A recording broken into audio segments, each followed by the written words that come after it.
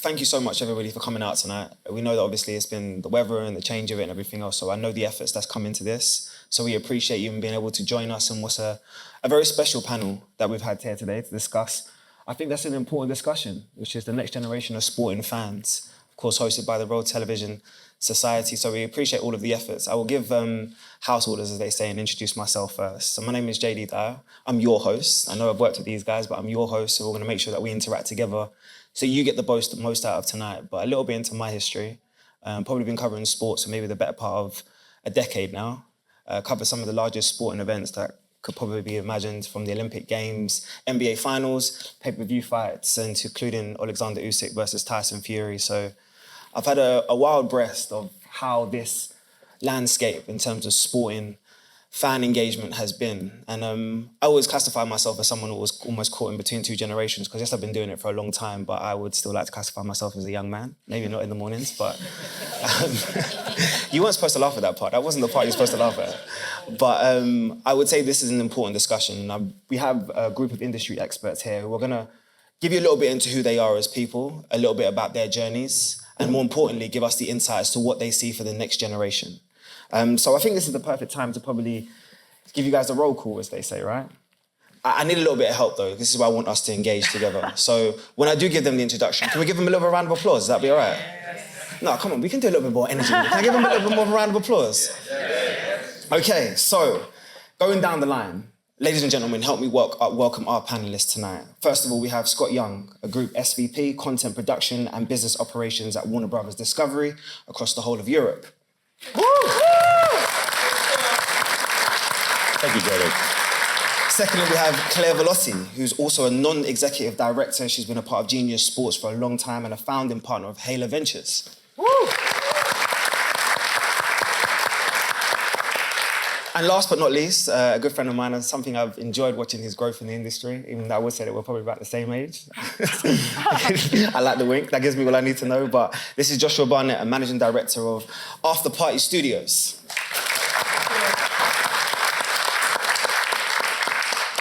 So team, I woke up this morning. I want to say that, like, I asked them to sit us separately because you look way too slick tonight, man. Yeah, no. Just give me confidence, really. I'm glad they got way too slick. Josh, man, the check's in the mail. Look, I know Christmas is around the corner, and when I woke up this morning, I saw the snow settled. It made me think about transition and how incredible this year has been for 2024 in terms of for sporting fans.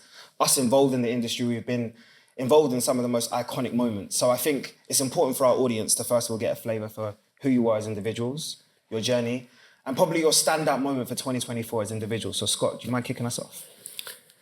Well, that's a hell of a question in this season. So good evening, everybody. Great to see you. Great to be here. Hopefully we won't get too much feedback. Standout, I think, has got to be the Olympic Games. And that sounds like a bit of an easy win when you sort of look at the depth and breadth of the sports that we work on, because JD, in his introduction, he was very kind in the fact that the sports that he works on are fantastic. He is a phenomenal broadcaster, and we're very lucky to have him be a broadcaster on our screens. So, round of applause, please, for JD.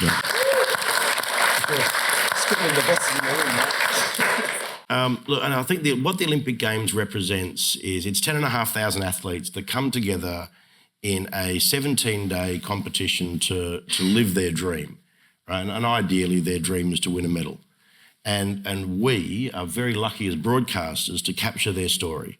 And the role for Warner Brothers Discovery when it comes to Olympic Games broadcaster is to send people like JD and the other 800 people we had based in Paris out to capture those stories and bring that back to an audience that was genuinely captivating and captivated. And I think the piece for me that I absolutely loved was two sides. It was watching our audience fall in love with the Olympic Games again. The last two games had been COVID impacted, which separated the storytellers from the athletes. And that was a real shame, because whilst they got to compete and we got to see them win medals, we didn't really get to meet them and really understand their achievements and their goals. So Paris was a real achievement for the athletes. For us as a team of sports-loving fans, and we love sport as a team as much as the people we broadcast to and for, we got to work as a community in Paris, a phenomenal city that brought the Olympic Games into the heart of the city It shrunk Paris down into a venue with some of the most amazing, iconic landmarks playing host to some sports. You spent a lot of your time up in boxing in Leeds and then back down into the city of Paris. We built a studio facility that put our team together on the roof of a hotel, which again will be one of the most memorable moments in my sporting career in over 3 decades, because we got to work together as a family to tell these stories. And I look back on all the sports that we've done from, say, 12 months ago to now, and think that it was the camaraderie around our team working together to tell the story of the Olympians that will still remain the highlight. Wow. No pressure, Claire. You've got to follow that one. Well, I'm going to attempt to answer your first part of the question of who we are. Of course. But in answer to that, I'm still figuring that out.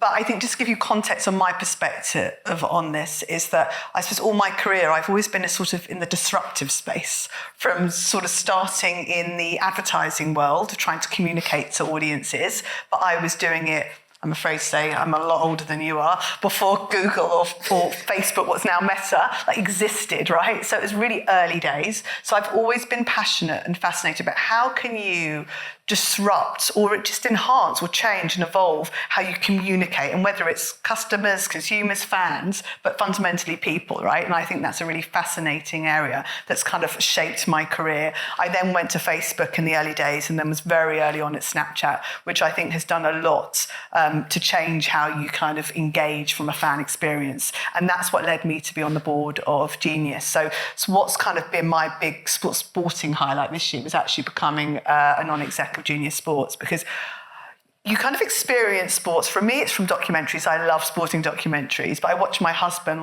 just watch every sport, which is good, lots of live sport.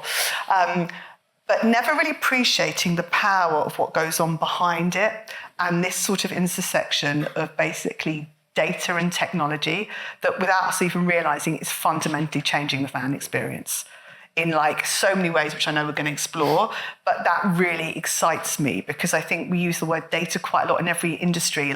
We need to be data first and AI is going to make it more efficient. But actually, what does that mean? And I think we're starting to really see the power of that combination in the fan experience. And Josh, what a great year it's been for you as well. Could you summarise it? So, again, I guess a bit on my journey. I worked on the traditional side of media, ITV, many moons ago, actually before Meta and Google were a thing. So we're both on. Unfortunately, I just look this young. You're welcome. ITV on the TV side, and then I joined ITV, ITV.com at the boom of VOD, video on demand, came about. And I was in that role for about 6 months, and I actually found ITV.com's catch-up service super laggy, 17 million adverts in every 15 minutes, and I just thought, this is not where digital's at. Mm-hmm. And again, with being the boom of digital, you had people Tremor and Perform popping up, and I got approached for a role with a company bringing content rights holders onto this new platform that they launched called YouTube, and the company had found the niche, the angle to go to production companies, sports federations, and record labels, and essentially manage their rights online through these official channels on YouTube, where they would police the content, really importantly. Certainly for clients of ours like the FA, we manage the FA Cup channel, the England International channel, and then finding secondary audiences for this content, and importantly revenue streams to fund these businesses and invest back into the content. So we were one of the first largest, what was classed as an MCN, a multi-channel network. We swelled to 3,500 channels. And then we basically saw young guys and girls filming in their bedrooms, doing beauty tutorials, daily vlogging, gaming and all that kind of stuff. And these new channels popping up were just amazing, and building these supercharged audiences. So we basically wrapped our arms around this talent, brought them into the network of premium channels we managed, and essentially built one of the biggest kind of YouTuber networks in the whole of the UK and Europe. We sold that business successfully back in 2014 to a company called Rightstar that's still going in some iteration called Brave Bison. I personally jumped out at the earn-out and joined James Grant, one of the biggest, or now YMU, what was then one of the biggest and still is management companies in the UK. I headed up content partnerships, helping them really understand how to better work with social talent, and looking at digital content and digital commissioning, which was so new back in sort of 2016. And then, to be honest, friends of mine from that YouTube company, Base 79, the MCN, had started After Party Studios, kind of back end of 2016, to really carry on the good work with YouTube talent, helping them to elevate their content and essentially kind of help them grow even bigger and elevate new audiences and really cross over into the mainstream. Yeah. I mean, one of the first projects that attracted me to work with the guys, and the company's founded by Calix, one of the kind of OG YouTubers in the UK YouTube space. They'd started to make a documentary behind the KSI Joe Weller fight, if anyone remembers that. It was like moons ago. Was that LA? Was that in LA? No, so KSI Joe Weller was in the Copper Box Arena, and we kind of felt like it'd be a magical moment. The audience bubbling around it, the anticipation, and obviously that fight broke records. He beat up Joe Weller, called out Logan Paul. That's the LA fight. Logan Paul took the bait, and then we kind of filmed this documentary that Sony Pictures took, and for us, like, it was a pivotal moment where we really crossed over to the mainstream. Like what KSI did, we had a documentary. And I guess, we've ridden the coattails of success from that moment. And what started with working with a few YouTubers and making that documentary a few years ago now sees us working with, most of the top tier talent across the UK, loads of brands, broadcasters like Sky and Channel 4, and even platforms like Netflix. And I guess one of the most fun moments for us this year is a show that we've done called Scenes with Sky Sports.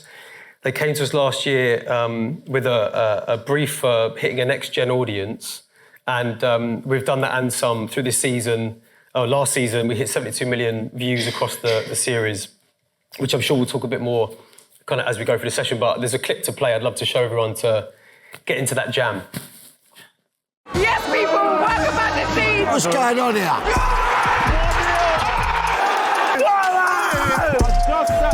An Arsenal fan, and then he turns up in a boot. Come on! Who's Minnie then? Mini Minter. And what are you?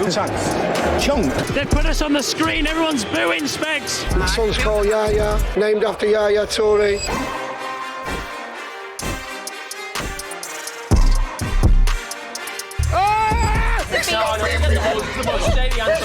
Big boy, yeah. That's my big boy we go way back. I didn't see it was that fun. You can go all the way, mate. Welcome to Monday Night Football. I know you're surprised your Uncle Specs Gonzalez is hosting, but I've got my good friend Jamie Carragher with me. Start again. What? You can't walk in front of that. It's not. But where does it say that? It doesn't say I can't walk I there. have never ever experienced a game like that in my life. I'm off, and this is Scenes. Very cool. The best part about this is you, as the people that have obviously come and wanted to attend and dive into the minds of these industry experts. Make sure you know there's a Q&A at the end of it. So anything that you see, anything that you want to obviously inquire into, we can make sure we discuss as a team. But incredible. All three of you, incredible introductions. Your journeys you should be really proud of. I think we'll try to bring it back to 2024 now, right? Which is an incredible year, and you just alluded to it there, the work that we did together at the Olympics. So if you could just summarise for us what that was like and the reach that you had in terms of, especially around fan engagement during that period of time. Yeah, we saw we caught a fire that we hadn't seen before in Olympic broadcasting, and it's called streaming.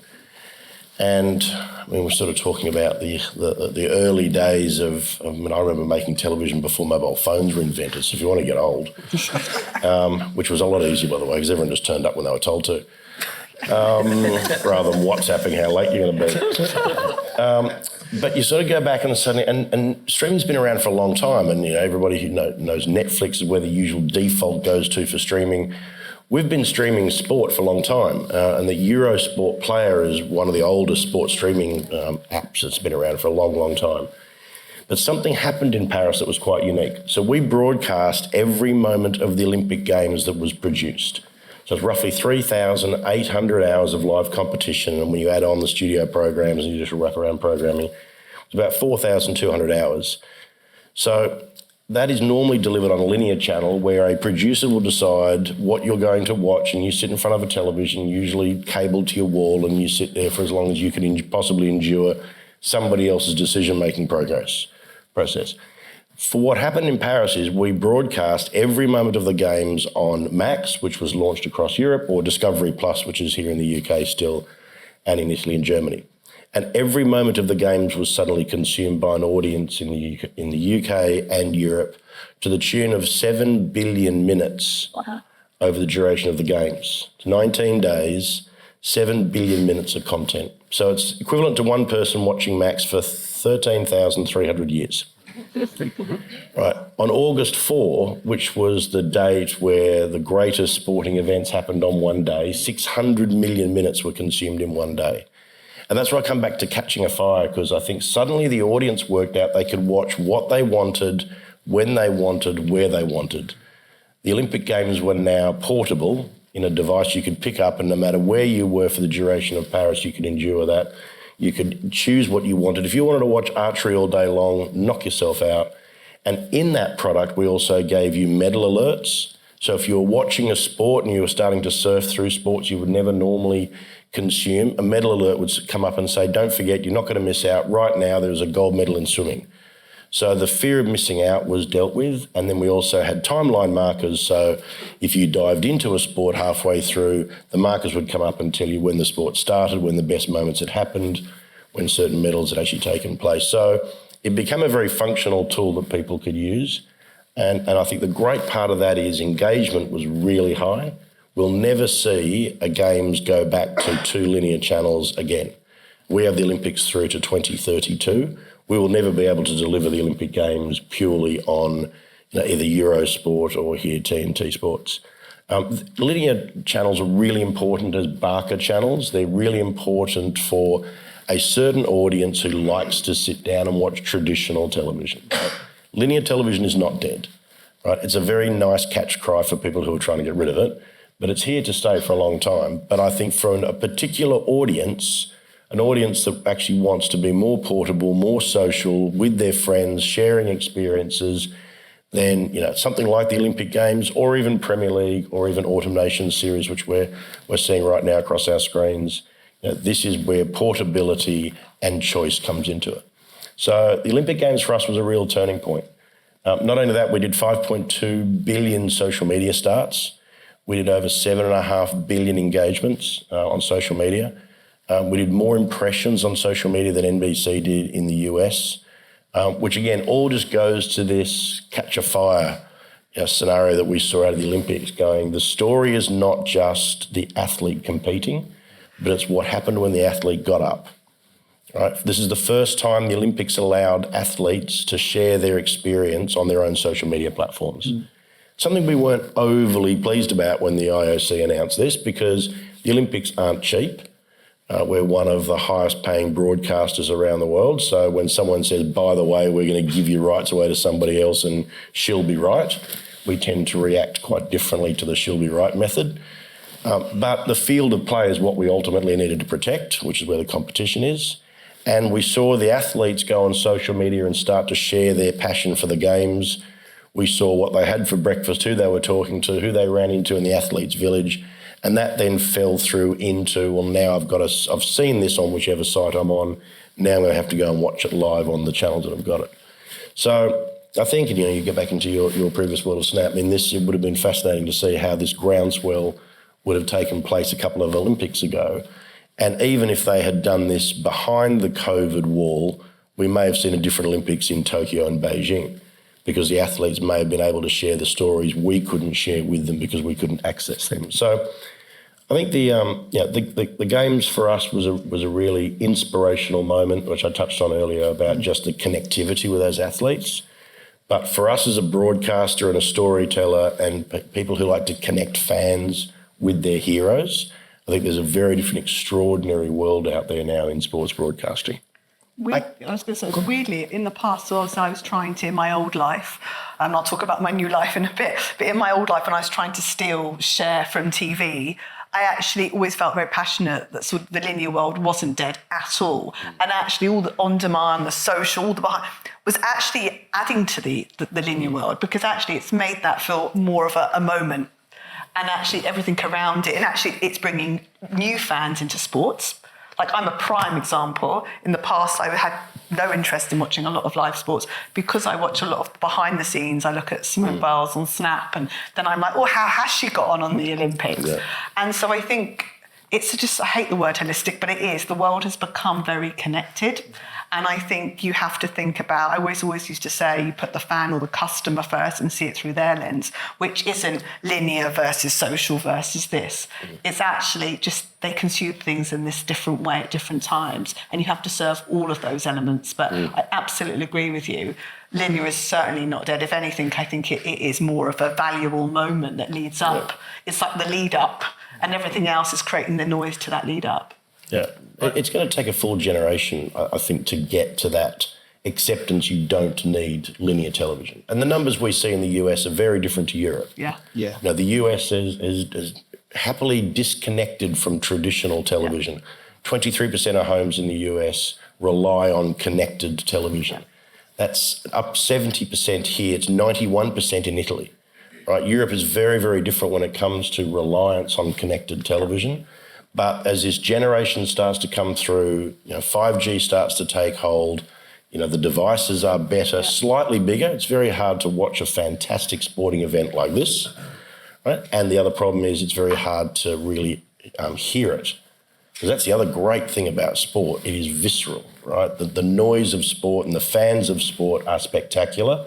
So enjoying sport is an audio-visual experience, and that's the one thing the smaller screen hasn't given us yet. You don't have that great stereo surround that you do get in an environment when you're watching big events. So something we've got to add on. Sorry, I cut you off. No, I was saying, back to the whole, beating up linear thing. Like, people especially come to us as a company, I guess, one of the questions, they're looking for us to dig the knife in. It's like, no, I used to work at ITV. Like TV is not dead. It's not going to die out for some time. And I talk a lot, most recently on a podcast I did, where it's just like we have to keep working together to, like you said, that kind of holistic approach. Yeah. And it sounds like you guys are doing it the right way. It's not just like them and us and you either linear or... It's like, no, it's all amalgamating into one. And as soon as everyone gets their head around that and we work together and we take the disciplines from traditional, but we add it in with digital and YouTube and social, then it's going to bring an all-round better experience. And that's why we're here talking about this, next-gen sports fans. That's what they want, in the round. They don't want to just watch the live. They want to talk about it with their mates on Snapchat. They want to share stuff in WhatsApp. Do you know what I mean? It's now just that whole, all-round holistic approach. And if you needed a further affirmation that linear is far from dead, then I think this compilation of the greatest moments of WBD for 2024 will probably be a great example as to why.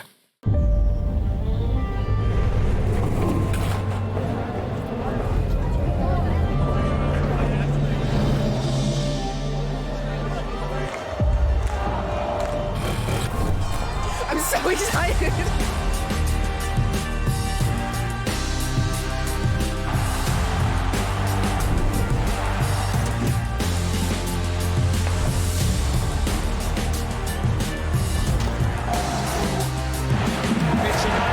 Sit back and soak it up. Welcome to the Champions League. Go, boy! There it goes!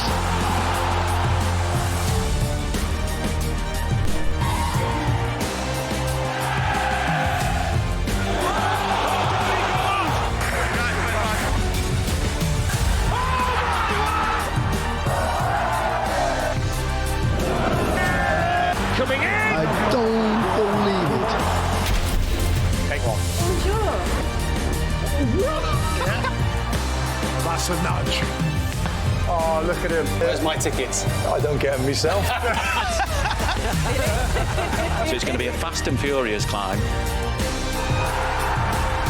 Anthony Joshua face down at Wembley. The Kings are back on the throne.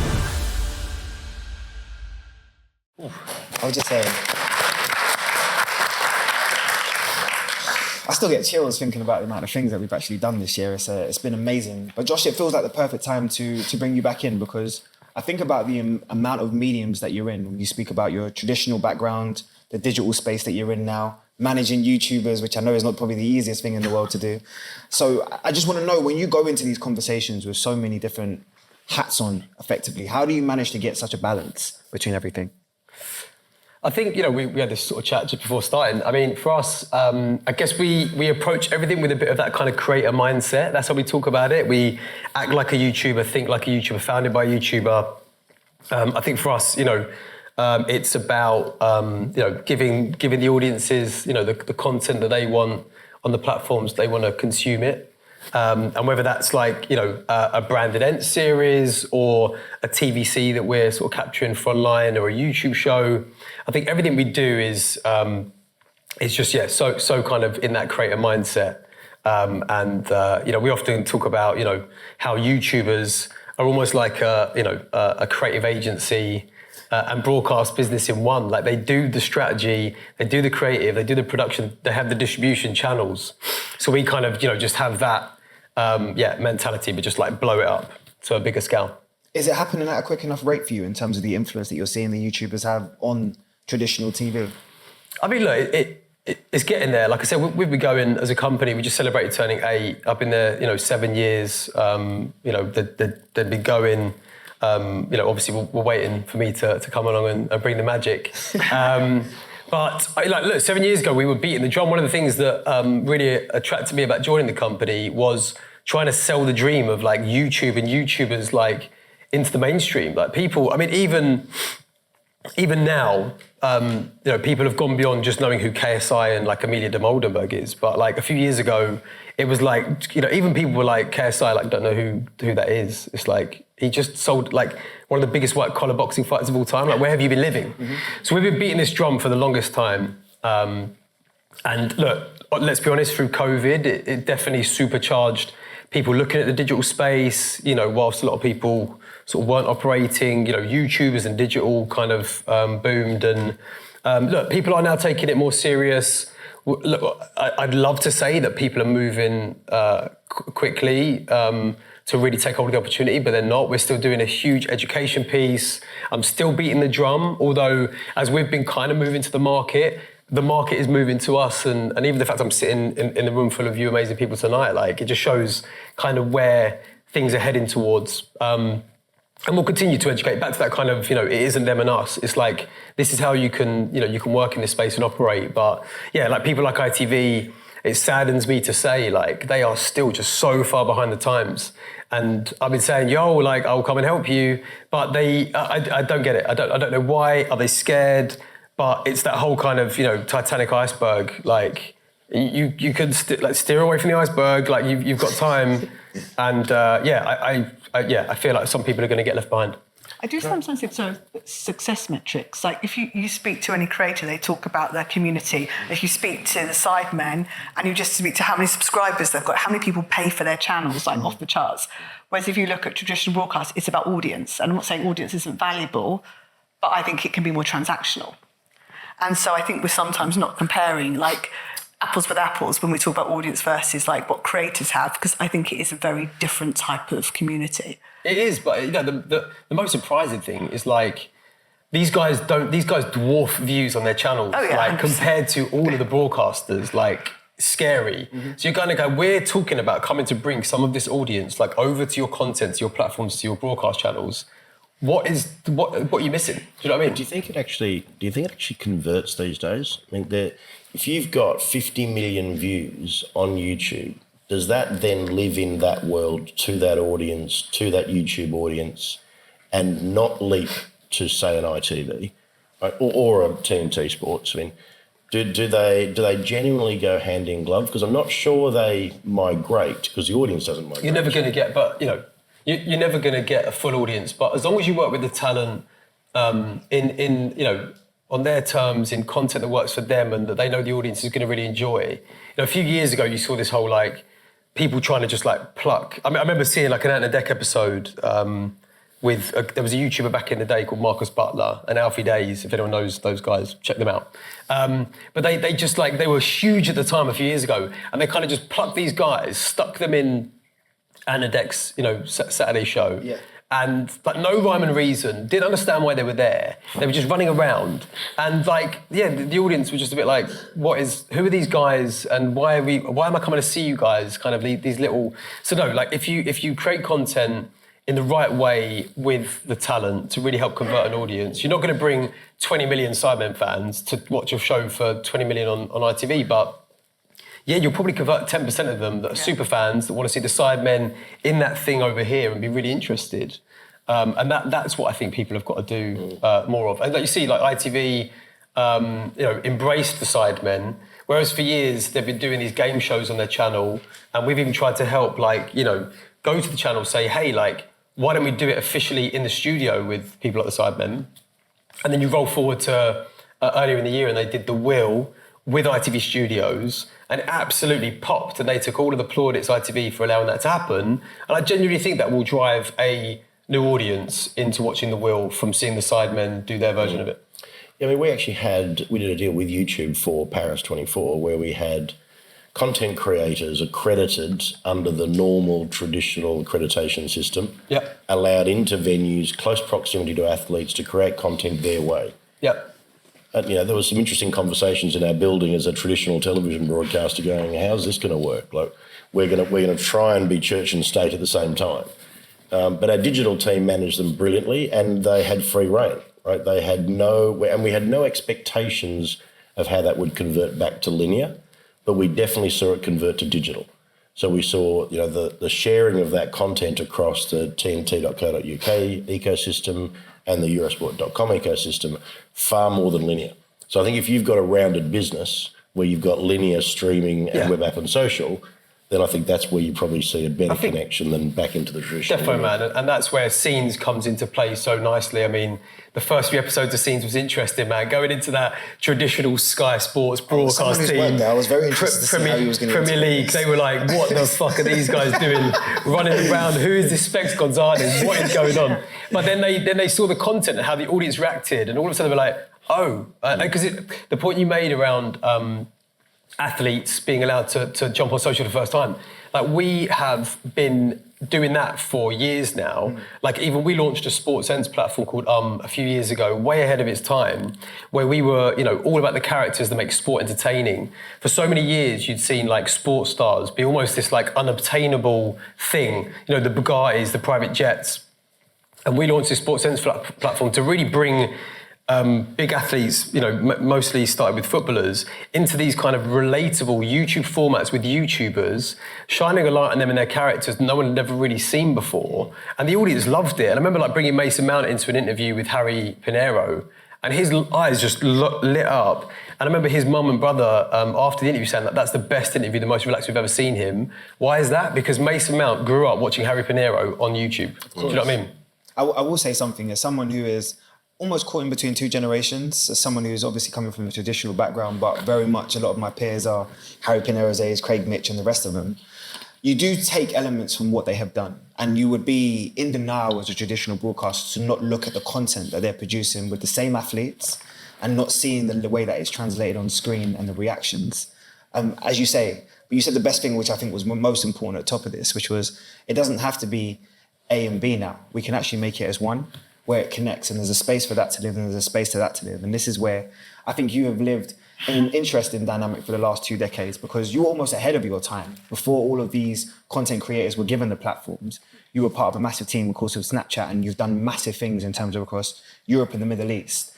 But I seem to remember a time when Snapchat was amazing. I'm talking about DJ Khaled became a global star of Snapchat. Nicki Minaj was another one that became because of their ethos of being able to connect automatically to their audiences. Yeah. So I want to understand from your perspective, who's been in that technological space, how important is that in terms of immersing with these audiences now?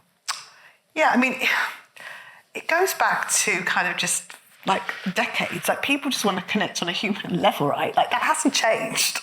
And I think the definition of who I suppose, what we call creators, but everyone's a creator, right? There's just a hierarchy of it, right? So in the early days at Snap, actually made me think we used to just have a team that go around with their Snap camera, their mobile phone, and have the Snap camera, and they'd go behind the scenes, whether it was a fashion show, a football match, and just go into the locker room, ask questions. And it was just the word authentic, right? It just felt natural. It was like a fan coming to film their mate, but happens to be an athlete, a football player, through the Snap camera. I think it's really important, though, whatever you do or however platform, it's authentic, right? It has to be real to the platform. So Snapchat was all about connecting to your real friends. And that was when we initially launched. It was like this antidote to social media, because you really were meant to be just connected to the people that you would say. I always used the example that if you saw them in the street, you'd actually say hi to them, right? because social media had evolved to be so broadcast, and actually you just had such a large social network that actually it wasn't really your friends. So I think Snap in the early days really capitalised on that. And, you just have to go on there now. Like during Paris, like I just was quite obsessed by Simone Biles because my whole household loves gymnastics. And it was just her, right? Her just being normal, waking up in the morning, and there is that just a feeling of connection, like you have a connection with your friends. So I think it's really important, and I think it's just another element of the fan engagement, but it's more on a human level to understand that person you put on a pedestal is a human, and I'm getting to see that their real self. But that has to be done on the right platform. It does. That authenticity is key to everything that we do on TNT Sports. Yeah. I mean, you talk about ITV. I mean, I understand the concept of trying to change a traditional linear broadcaster. We did a deal with BT to create TNT Sports and create a joint venture. What the DNA, I think, to the success of that is authenticity. Yeah, it is. We have told every one of our on-air talent we want them to be themselves. Yep. You mentioned Ant and Dec. Joe Cole and Peter Crouch are our Ant and Dec. Right, if you know them, they're two football pundits. They get along like a house on fire. That's why he's laughing. You send them out to do anything together, it's hilarious.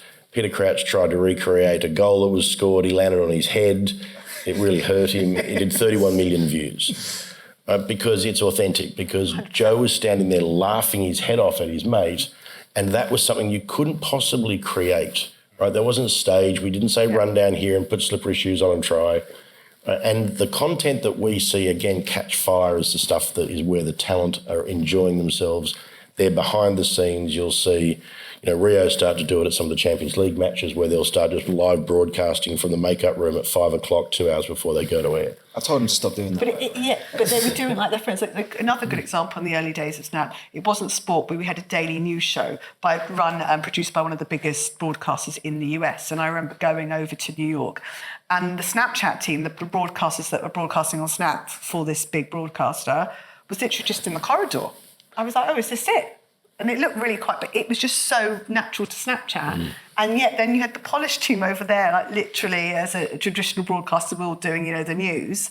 And I was like, do you see a world where the Snapchat presenters are going to go over there? And they were like, potentially at some point, but we're trying not to change either side right now. We go in the mix zone after games for scenes, and I feel bad for the traditional broadcasters that are lined up like that. Trust me, man, all them players are coming straight to Specs Gonzalez. We just went to Liverpool, Chelsea with Big Zoo, and amazing moment with Virgil van Dijk being like coming straight over to Big Zoo, and Specs going, "Oh, do you know who he is?" Like, of course I know who Big Zoo is.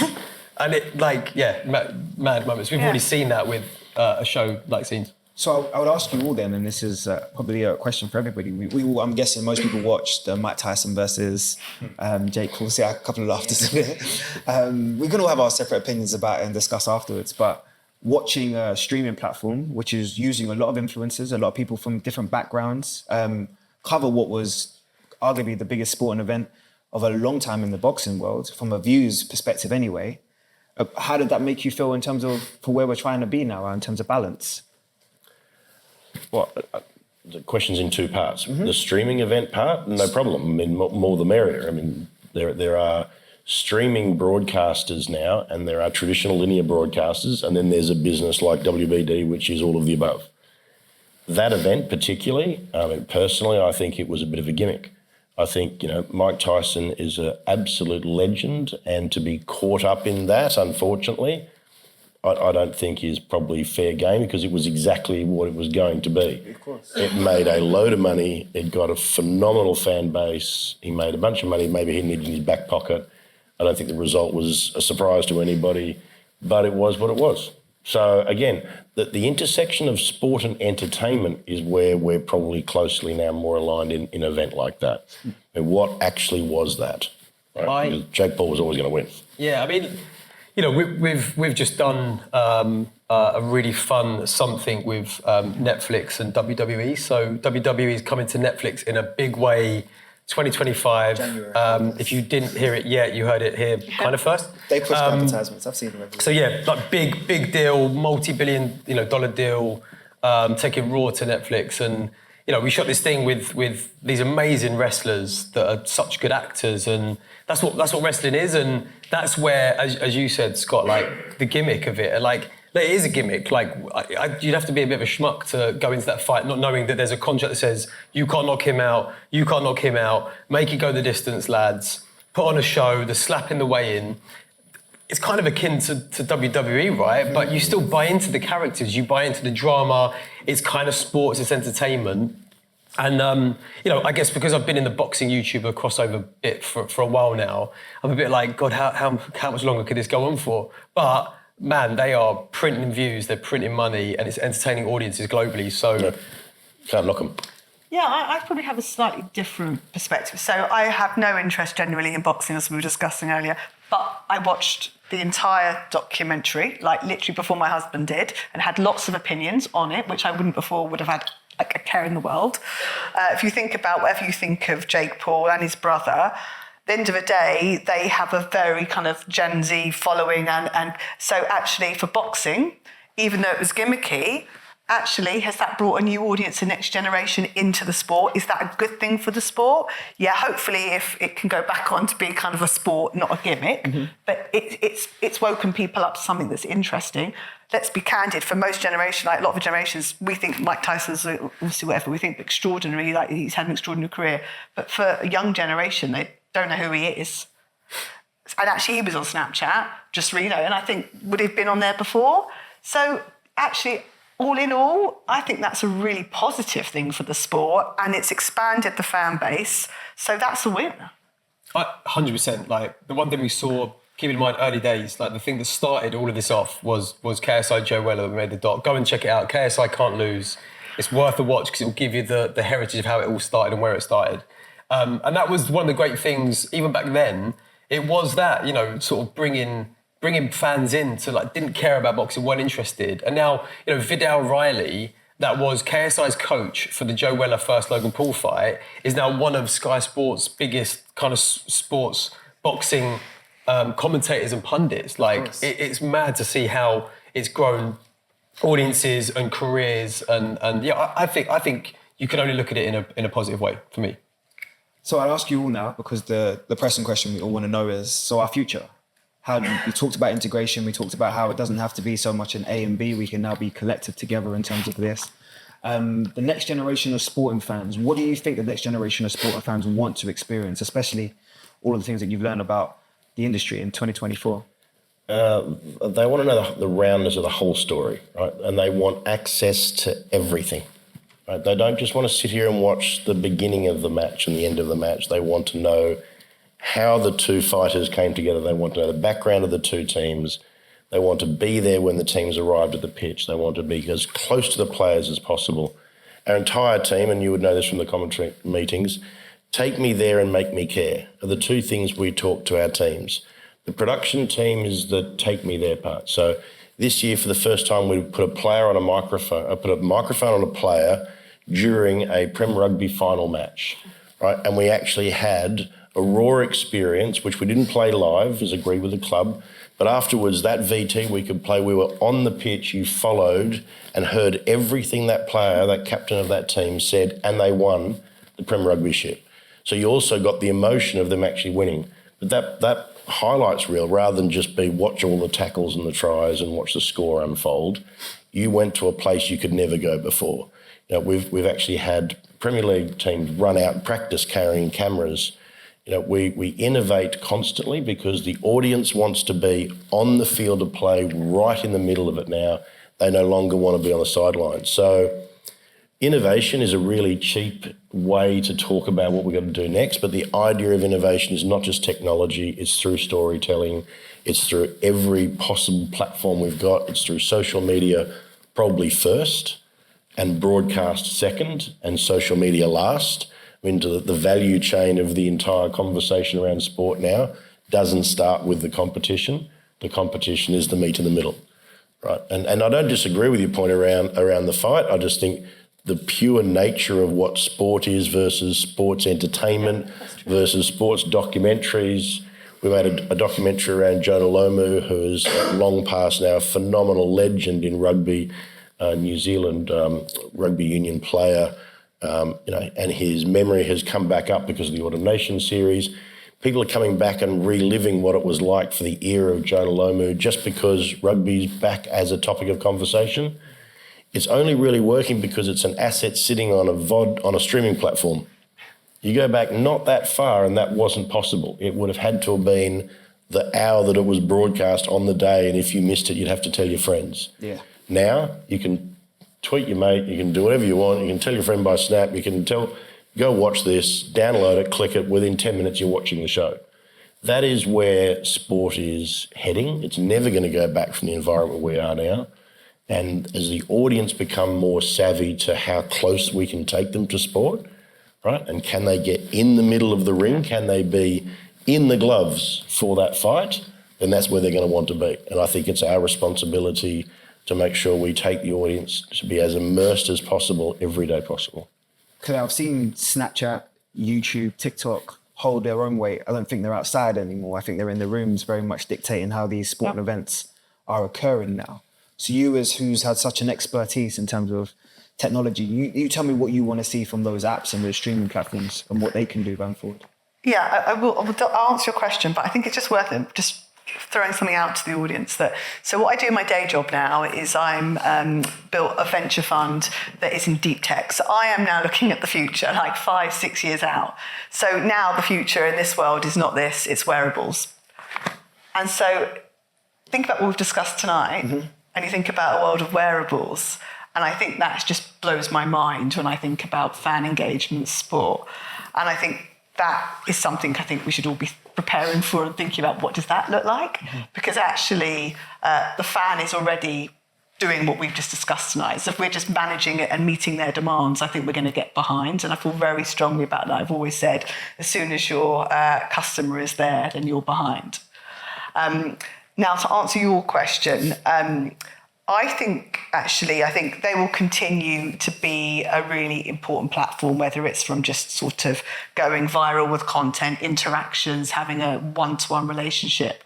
But I think what we're going to see even more, I think they will continue to be a very important part of the journey, just as you've outlined. But we're going to see a lot more of the athletes actually want to take control back. And I think have their real direct relationship with their fans and community.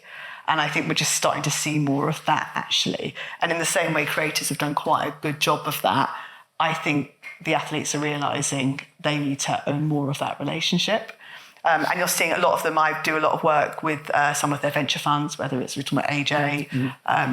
But there's a lot more athlete funds arising where they want to have that direct relationship and use the power of their fan base.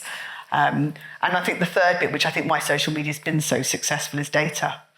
Like, as long as social media has so much data and understands those fans, that's why they can serve them so well.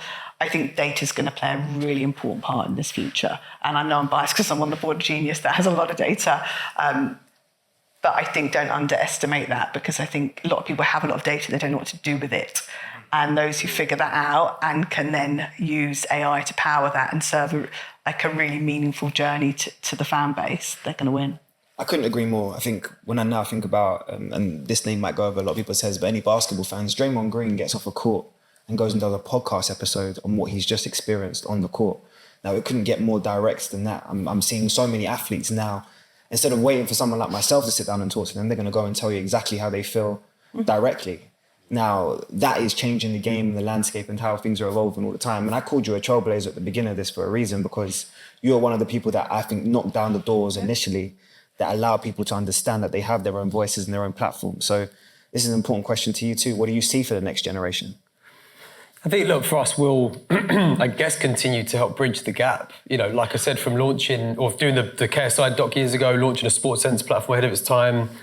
You know, I mean, doing, you know, scenes, you know, trying to hit a next-gen audience. And like, as you can imagine, now we've had success with scenes with Sky Sports. We're talking about other ancillary sports and shoulder shows and other content where we could continue to bring in you know, new audiences for Sky and their audience to sports, and obviously to you know, try and continue to grow their presence in that space. And I guess for us, we're also like, with the whole fight moment, you know, the Jake Paul and Tyson thing, you know, we kind of experience our own side of that within football. We're starting pre-production on the Sidemen match for 2025. Sold out 90,000 at Wembley in 3 hours. Last year's stream at London Stadium did 2.6 million live concurrents, 30 million catch-up views in 24 hours. So it's kind of wild. Yes, the football on the pitch is slightly questionable, but we capture it in all its glory. And again, I think that brings in a new generation. When you see like 5-6-year-olds with their parents, and even like parents and couples going to the game because they've grown up with these guys, it kind of still just helps like fuel people loving live sport and getting into live sport. And trust me, man, there is social content for days that comes out for that sort of event that, again, kind of services an audience to watch every single kind of content they could want from every single angle on every single platform. The other rub here, I'm just going to be the boring parent in the room for a minute. The other rub here is the cost of sport. Yeah. Right, because this is what's going to probably have to change in this generational change, which will probably be good news for a business like the one I work for, because currently we fund most of it. And on the watershed side, on the other side of that, social media and content creators don't pay for the rights, and they pick up the content, and you would hope it then flows back. I don't think the ecosystem fully pays back the funnel. So ideally, can the Premier League be worth half of what we pay so that all of these other sporting concepts start to rise up and there is now a multi-generational sports landscape not just hinged on one sport like the Premier League? Or does a business like us and Sky still have to pay over $6 billion for 4 years in one market for one sport and then start to go, well, there's not much left for anybody else? Right, and it's very tilted one way. So, I think it'd be really important in this new generation of rights and sports and ways to consume it is to which way does this now tilt? Because I don't think for 1 minute that the social media side of sports consumption is going to start funding sport. 100% not. And if it starts to dilute out of where it's currently being paid for, then the next problem starts to arise, which is all of a sudden that well starting to run dry. I think that's going to be a fascinating bridge to watch as this starts to happen, because as athletes bypass the broadcaster and go direct to fans, the broadcaster is going to start to go, well, hang on a sec, what have we actually bought? Facts. And as soon as the handbrake starts to come on all of that, I think it's going to be a very interesting next sidestep. And I think the social media couldn't work. We tried for many years without going way too much to put a premium on the value of that type of content. Yeah. But the reality is in the digital ecosystem, people think about sort of reach and eyeballs in a different... It's very different. It's very hard to sell context the way it is in broadcast. Yeah. And so I fundamentally believe that's why I don't think that much change will come in terms of the hierarchy of the ecosystem. But I do think broadcasters are going to have to figure out, to your point, like what that relationship looks like in rights with athletes and so on. Because if everyone else is monetizing on the outside, but you're not benefiting from that... Yeah. And we're happy whilst it's in the ecosystem of which we're managing. Yeah, but when it starts to leave that ecosystem, you start to sit down and go, oh, hang on a sec, where is the value in this? And you just start making choices, right? And when we see it in our business, we're very cost conscious. We run a business that is very savvy in what it spends and what it gets in return. We're not a loss-making business, as I don't think many broadcast or media businesses are looking to be these days. So then you start making decisions. But I think that's going to be one of the most fascinating lenses to look through over the next 5 years, is to see how this plays out. It's interesting. I just make it comparable to the telco space. I was at O2 for a period of time, and it was the time when it was also all the over-the-top players coming, so Facebook was launching. So they were all basically benefiting on the networks, but the networks couldn't monetize that. And I think that's not that dissimilar in comparison. And so how do you navigate that? And I think that's a really big challenge, but a big opportunity. I think the perfect way that we navigate is by opening up. So before we turn around and open up and we become a group discussion, I just want to say, whether it's innovation, technology, or evolution, please just give a round of applause. Evolution.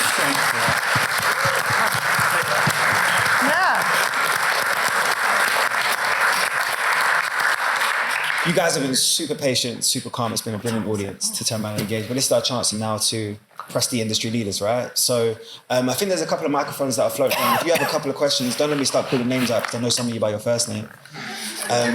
So I will ask if anybody does have a question. I see one up there. Hi, good evening. That was brilliant. Thank you so much. I work in sport and it was illustrative and well thought through.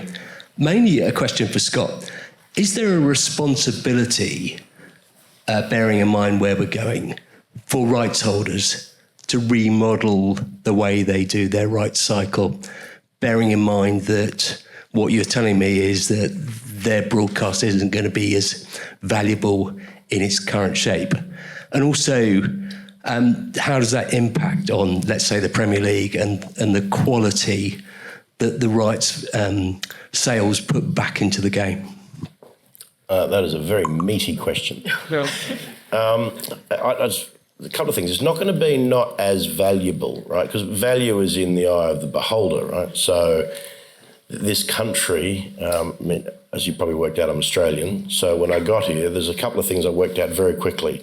It's football, football, football, football, and then daylight, and then every other sport, right? So the Premier League, broadly, is fine, right? Because it's foundational, right? Every weekend in clubs and pubs, right, and venues around this country, fans will flock to see their team. That is the visceral nature of fandom of sport. So that's not going to go away, right? And I think it's only going to get continued, the story of that and the fandom of that and the connection between that player and their fan base, which will be done directly through, off-channel, if you like, through other platforms, that will grow. The challenge we're going to have is, does all of the other platforms that are not the paying platforms continue to find value in paying the high sums that we do for that content, right? Or are other parties then starting to become part of that payment journey? Or does someone like the Premier League, right, and please don't let this outside this room, do they suddenly realise they may need to drop their price?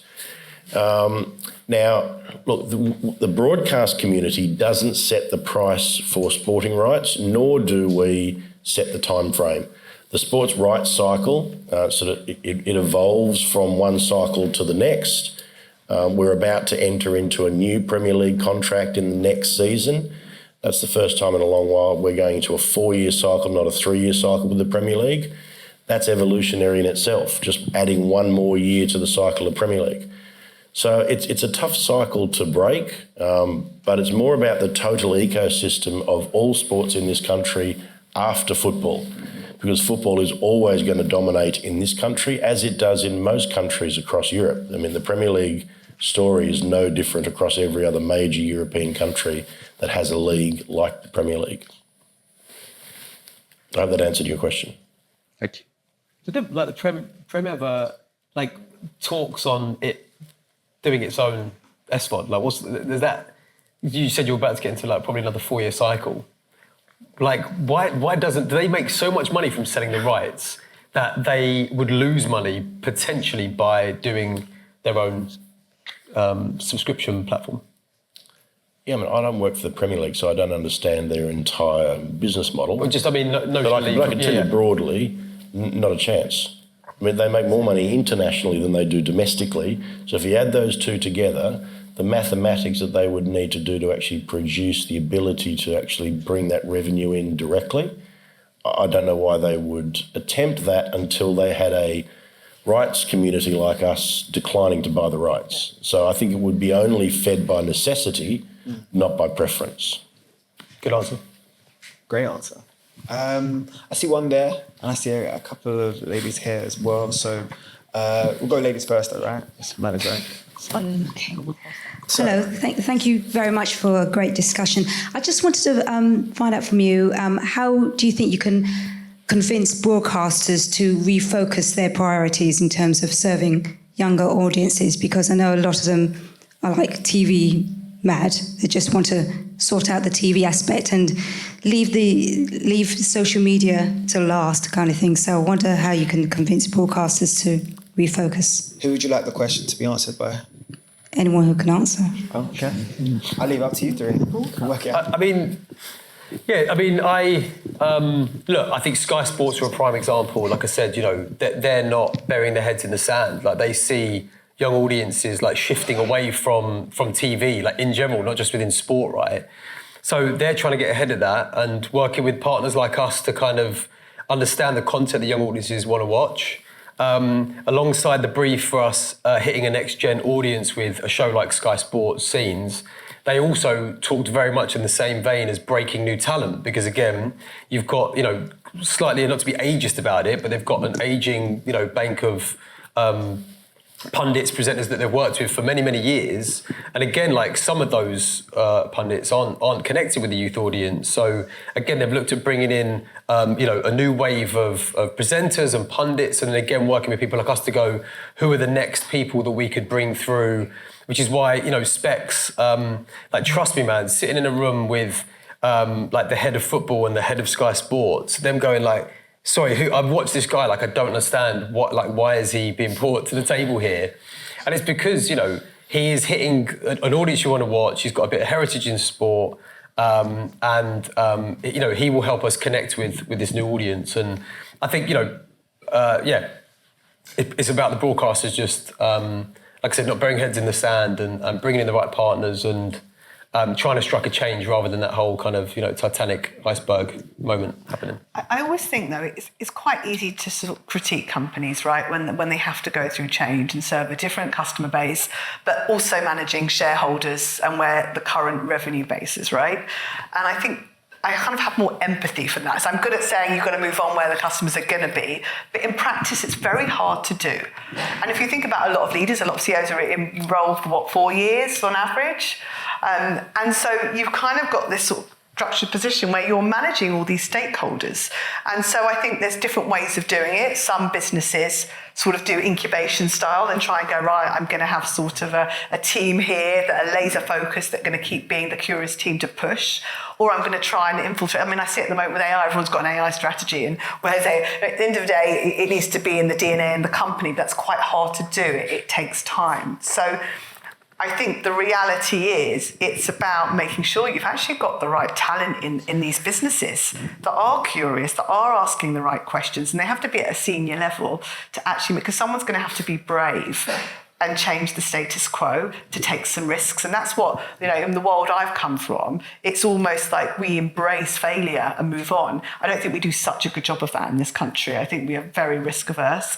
So I think there's almost a broader sort of change in thinking in how we run businesses if we're fundamentally going to shift faster. Yeah, so I totally identify with that. So this is effectively TNT Sports. We took a very well-known, nicely established sports business called BT. It was run by telcos, so it was safe because it had to be, because it was run by a large telco. And we turned it into what it is today, which is right by the fans. So we sat down and came up with a mantra for this broadcast platform before we even named it. And I won't walk you through pages of boring merchandising and marketing material, but relatable experts, one of the fans of sport, and Maverick. And the Maverick part is exactly what you just touched on. So we say to our producers and talent, you're allowed to fail because we want you to try. We want you to go and try completely different things. We want you to go on site and be brave. And if it doesn't work, there's nobody back at base that's going to call you and go, why did that go wrong? Because we can't give people that freedom to try different things and then put them in the doghouse if it didn't work, right? And television goes wrong all the time, especially live sport, which is why you've got a license to try things and make errors, because you probably watch TV all day long or live sport all day long and you've got no idea what's going on in the background. The great thing is you didn't know what was supposed to happen. You just see what did happen, and therefore we can get away with lots of stuff. But I think the crux of the question you asked from a broadcaster's perspective is, have teams who are detached from linear. Yeah. So we have social media teams that work inside of what we do. Sam Lyon runs it out of the UK and all across Europe. Kevin Evans is a creative genius. They are detached from the live production teams. They only think and breathe social media, short form content, and Maverick. And that's how a broadcaster has to change, and they have to have a seat at the same table as every other producer, right? And they are there for every meeting, and we go around the table and they go, that's what we're doing, and everyone goes, good luck to you, and off they go. And it's brilliant, and it's disorganised chaos, and it's why TNT or TNT Sports is cutting through in this market. Can I, talking outside of the sports end sphere, I think from a broadcaster perspective, like, got to big up Channel 4 and 4.0, if anyone's familiar. But, they had a game plan a couple of years ago now, knowing that they were losing out on a young audience. Rather than trying to claw that audience back to TV, they thought, again, we're going to go and play where the audiences are and where they want to watch and consume content. And they launched 4.0. It's a slog, YouTube. Like, it's hard, man. You can't, starting from zero takes time, effort, energy, the right talent, the right content, the right investment. And what I love about 4.0, as opposed to some people that kind of pick stuff up and put stuff down, they were on the journey, they were committed to the cause. And now if you see some of the numbers that Channel 4 4.0 are posting around turnover and how that business is growing, yes, it's not going to replace TV money, but it is starting to kind of wash its own face. And as you go into 25, 26, if they keep growing at this rate with the ad revenue and branded content and AFP, it will be a really smart business that will stay connected to a youth audience and bring people into the 4 world. Maybe they'll hit 4 player. So I think there's someone that's getting it really right on a wider... Actually, Alex did the same with CEO of Channel 4, did the same with Snap. And actually her metric wasn't about revenue, it was about understanding the audience. And I thought it was really smart. She said, because I think sometimes businesses try and do these things, but they put the wrong metrics. And so then it fails because it was meant to do the same as what it does over there on broadcast. Well, of course it's not going to do it. It's going to take time. She did a really smart thing to go, this is what good looks like, to understand this audience. Yep. You had a good question, because clearly 3 people wanted to answer. So, we've got a couple more up there, and we'll... I've got the mic. I'm going to start. Apologies. Sorry. Hi, everyone. Hi, over here. It was a really interesting conversation. I work in the world of sports, but I specifically connect with community members, that transition of young athletes going into elite athletes. And considering that the UK is an aging population and a very unfit population, so a lot of funding pots from public health perspective is pushing to get people more physically fit. Have you guys ever considered supporting and growing another sport? So I work in basketball. Basketball is the second most participated sport in the country. We actually do medal. So Commonwealth Games, we got gold, men's, silver women's, and wheelchair basketball also medalled. I was at Leaders in Sports in October, and EY was speaking about the Olympics a lot. And for example, the emerging of Gen Z in their focus sport, obviously totally different to the focus points right now. So as we're looking into the future, so basketball being one of their top sports and wheelchair basketball, have you guys ever considered focusing some of your efforts in supporting and growing the sport? Because there's a lot that's happening, a lot of one-off events that are pivotal in the growth of basketball. But in your respective careers and what you guys are connected with, have you ever considered pouring into another sport, even a fraction of what you do for the likes of a football or the major paying competing sports? Thank you. It's a great question. I'll start. Look, I don't want to get into too far where we're at with this project yet, and look, it is with football, so I appreciate, we probably should be looking outside football. We're going to start inside of football, and we're going to start very grassroots. We're going to start grassroots, particularly around women's football, and it's going to be within community football. And it's a fantastic program that our marketing teams have identified. And I think that is going to expand not just from where the germ of the idea has started, which is reasonably close to our office, but then out into other sports. And I think that will then expand to exactly what you're talking about. Because once that catches fire, then we'll start to see not just football, but then basketball. We were talking to the NFL recently about flag football here and how can flag actually start to become more popular in the UK because it's going to be seen in the Olympic Games in 28. So, yes, we do need to play a more major role. We do need to be more active locally and socially, for sure. We've got a lot of room to grow on that, but we're underway. And I think if this campaign that we're on starts to work, I think we'll really see that expand. But it's a very good point. Donald, I'm a firm believer in the basketball community. As someone who obviously wants to be a part of it, has always given to it in terms of from a broadcasting perspective, I can very much see where you're coming from. For me, I've always had the same thoughts as yourself. How does something that's participated so much by the next generation not translate in terms of necessarily economic or even in terms of the viewership or the respect that is given? So I think grassroots communities are important in terms of because that's the foundation of a lot of where we've fallen in love with the game, right? And a lot of other people that will be fans of basketball in here. But you are right, it does require funding, it requires support because it's an outdoor sport, as they say. But there are indoor activities which are life-changing. I honestly still say to this day, basketball might be the most entertaining sport that anybody could watch live. So make sure you tune in. Another lens on that, we've just launched Reframe the Game, which is an opportunity for women's filmmakers to put a different lens on a series of sports, not just football, which is a program that our marketing team are now running. So that has just been launched. I'm going to be one of the judges and selectors on that, along with a number of the team within the business. We're calling out to the community, to young filmmakers who want to look at sports through their own lens. And that can be any level of sport. It doesn't have to be the elite level of sport. It could be basketball. It could be any sport that's sitting on our network. So I think that's another way for people to tell the sports story, not necessarily us going to sporting foundations or federations or even grassroots. So I think Reframe the Game will also help tell the sports story differently on our platform. And if there's something you're interested in, I'll make sure I get the details for you. It's probably just worth mentioning, so as being part of Junior Sports, that they do a lot of work to actually put value on data, because actually it's been really undervalued over the years. And so actually what I didn't realise until I joined the board was, some of that value actually goes down to grassroots. So I think that's incredibly important. I think they're doing quite a lot to sort of infiltrate all the different sports. Obviously, football's been a big focus, but I think we're very keen to sort of bring more professionalism and to the value of that data.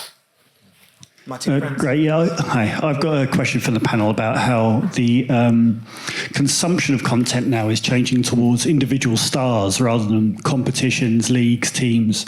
And when you see the development of Jude Bellingham's YouTube channel, Cristiano Ronaldo's YouTube channel, that presents a bit of a challenge for the industry in terms of how it reacts to the tail wagging the dog in that way.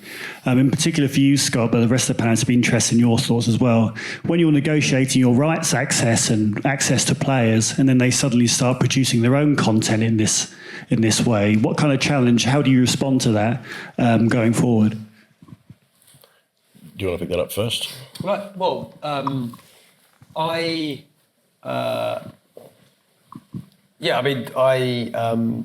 like the fact that now you haven't quite got people that are just fans of teams. Yeah. I think we're seeing it, even so back to our Sports Sense platform, part of the kind of market research we did, it showed that actually a lot of young people are fans of like a player over a team.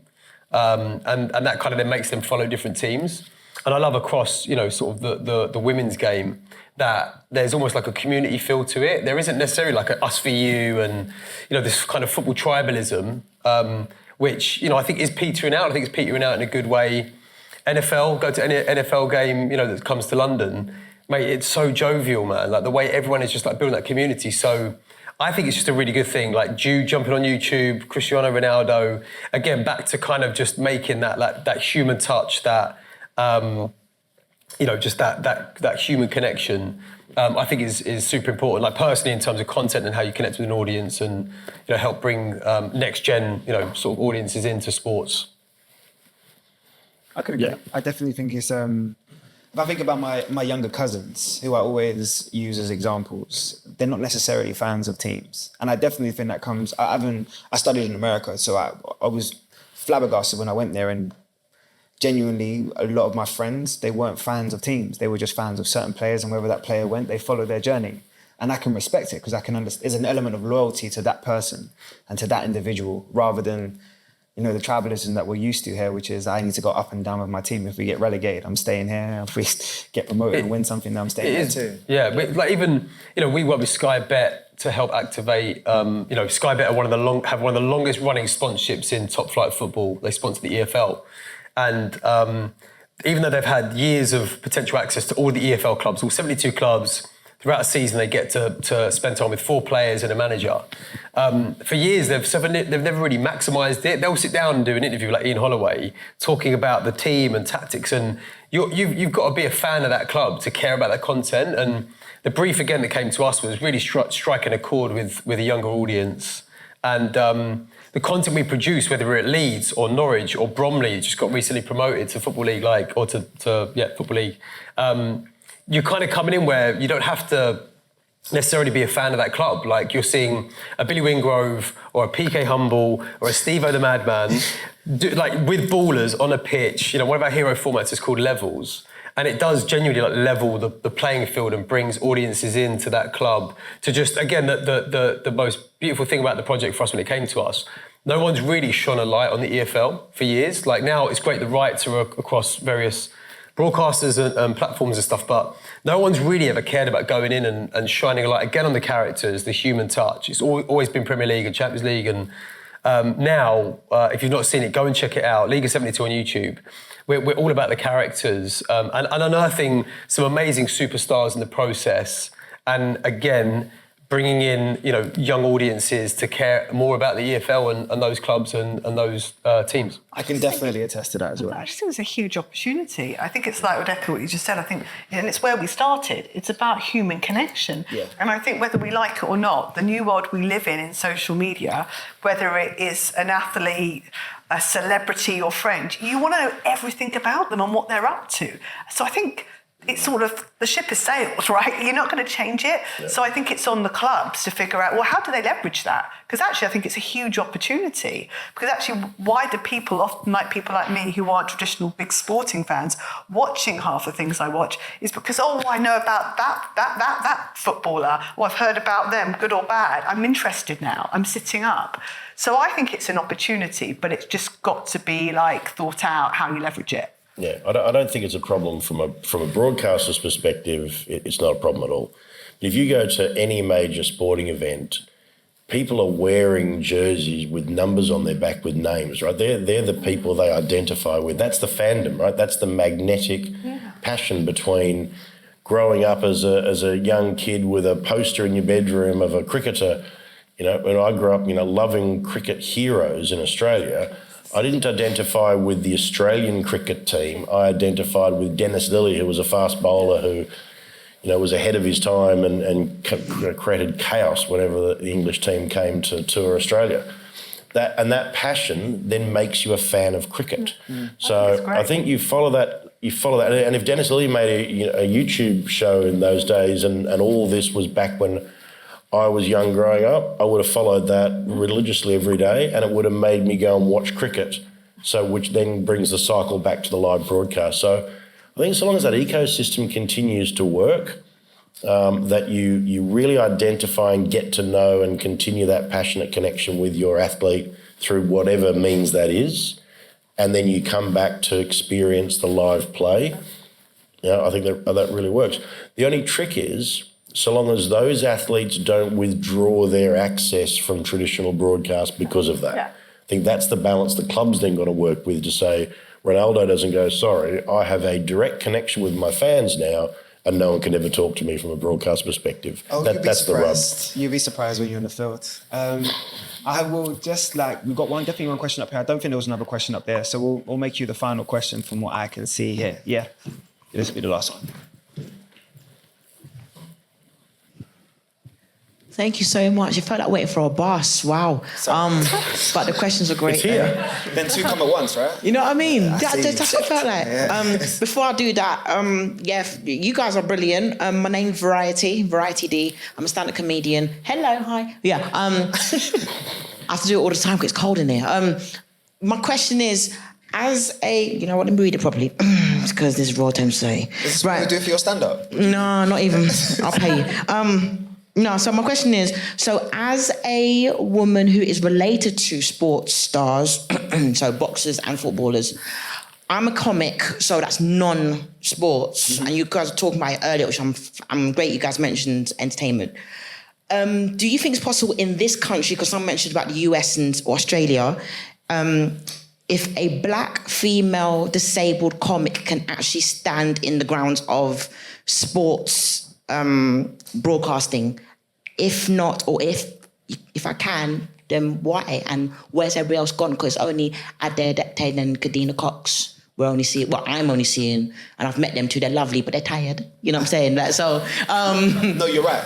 So when they're going home, get some rest, can I take their place? You know, I'm available. You know what I mean? But is it possible to take their place? So please do tell me. So I'm so intrigued by this answer. How do you guys feel? Same to you. I don't have the power to change that, so I'm not going to. Oh, Claire's a bit. I like this. Sorry, can I understand exactly what the question is, please? Question.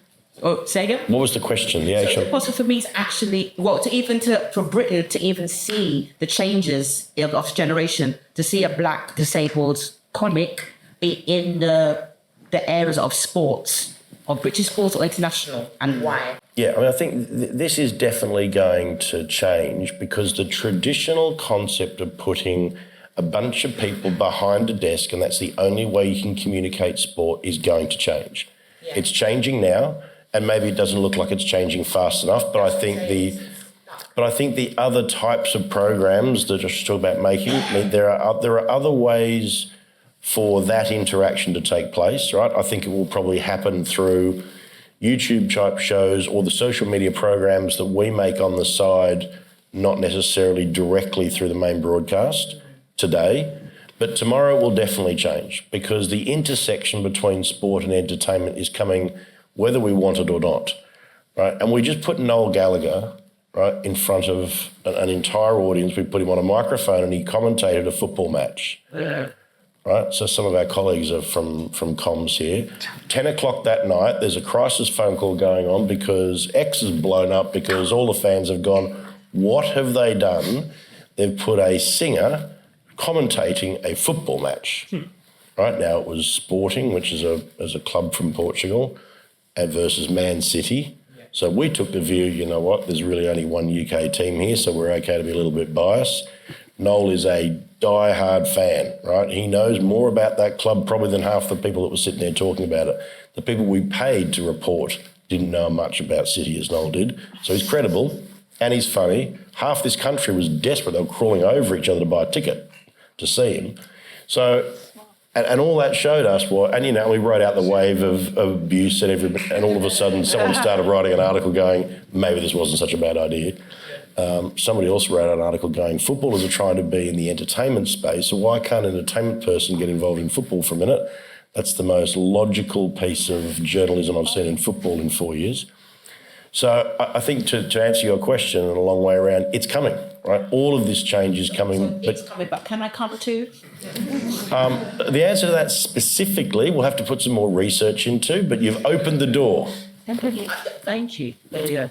Yeah, from my perspective, look, I can't speak on behalf of the broadcasters, but from being in and around them and being at talks with them and all that kind of stuff, I don't think it's coming. Like, I think it is here, and they're setting up the right things in place to, you know, recruit talent from all backgrounds and diverse and walks of life and all that kind of stuff. Like, BBC have a team called Talent Works, which I guess is now BBC Studios have a team called Talent Works, who I would implore you to speak to. And if you grab me afterwards, more than happy to make the connect. They're set up very specifically to find like audiences from, like I said, all walks of life, to give them chances to develop and from not just like in front of camera talent. Like, I'm talking writers and directors and kind of giving them a platform and a chance. And I do believe people like BBC are trying to like fast track, make that change. When it comes to us specifically recruiting talent, in all honesty, like, we look at who is popping off on social. So I don't know if you've got a decent following, but for us, like, as you can understand, nowadays, you need to play the game. Like, if, you know, you could be amazing and do great stand-up, but like, unless you've got like a bit of an audience and you can see you getting the right engagement in certain areas, then it is really hard to bring people in unless they've got like a decent little following sort of started up already, you know? Yeah. Not a million. Listen, Specs, we brought him in, I think he had probably, I know this still sounds like quite a lot, but like 30, 40,000 like followers on Instagram, but he was getting great engagement. He was far outperforming views, V's, followers. You know, followers, subs can be a bit of a dead metric sometimes. I don't care if you got 1 million subscribers on YouTube, if you're doing 50,000 views, that's a dead audience. Like, if you've got 50,000 subscribers and you're doing 200,000 views, 250, 400, whoa, this is mad. I need to look at who this person is. Why are you getting engagement? You're traveling far beyond your subscriber base. You're getting recommended to people. So yeah, concentrate on that. But like I said, without full context of who you are, what you do, how relevant you are, how good you are, it does come down to talent as well. No matter what your issues are, background is, whatever, not issues. Sorry, that was the wrong terminology. Yeah. Brixton, don't worry. I will just say to you, fundamentally, we need you. And I'm going to tell you why we need you. Because you hold a very special place within society by being a black woman, by coming from the disability that you come from, by being a comic in the way that you do. You have something automatically that all of this audience would have resonated with immediately. You have confidence. And that always translates on screen. I didn't come into this industry with any nepotism. I had no relation, no to nobody. It's hard work and dedication as to why you're here. And I believe by just listening to you and hearing how confident you are in your aspirations, you can do exactly the same thing. So if it's in a space that you want to be, if it's something that you want to work towards, don't look at it as I need it today or I need it tomorrow. Look at it as what am I want to do in 10 years? What's the next event that I want to go to? I've already started planning LA 28 and what 26 looks like, because you have to think ahead. You have to think, okay, what spaces do they need me in? And there are a lot of spaces I can immediately see that they need you in. What you just said earlier about using the same voices and being redundant, it's probably how a lot of people feel, right? So then why can't it be you? Yeah, man, yeah, for sure.